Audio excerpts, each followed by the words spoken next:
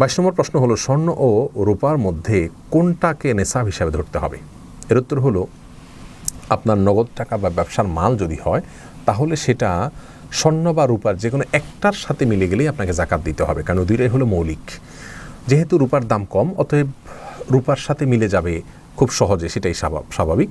যার কারণে কারোর কাছে যদি শুধু টাকা থাকে অথবা ব্যবসার মাল থাকে, তাহলে সেটা স্বর্ণের নেশাব পূর্ণ হওয়ার অপেক্ষা করার দরকার নেই, কারণ 85 গ্রাম স্বর্ণের নেশাব পরিমাণ টাকা হতে অনেক টাকা লাগবে। কিন্তু রূপা 52 তোলা বা 595 গ্রাম রূপা, এটার মূল্য পরিমাণ টাকা বা ব্যবসার মাল হতে খুব বেশি টাকা বা বেশি ব্যবসার মাল লাগবে না। যার কারণে সর্বনিম্নটাকে হিসাব করতে হবে। জাকাতের ক্ষেত্রে স্বর্ণ এবং রূপার ক্ষেত্রে যে কোনো একটার সাথে মিলে গেলেই জাকাত দিতে হবে, কারণ সর্বনিম্নটাই আমাকে ধরতে হবে। স্বর্ণ বা রূপার যে কোনো একটা, কোনো কালে কোনো সমাজে যদি কথার কথা এমন হয় অলৌকিকভাবে যে স্বর্ণের দাম কম হয়ে গেল, রূপার দাম বেশি হয়ে গেল, তাহলে স্বর্ণের সাথে মিলে গেলে তারা তখন জাকাত দিবেন।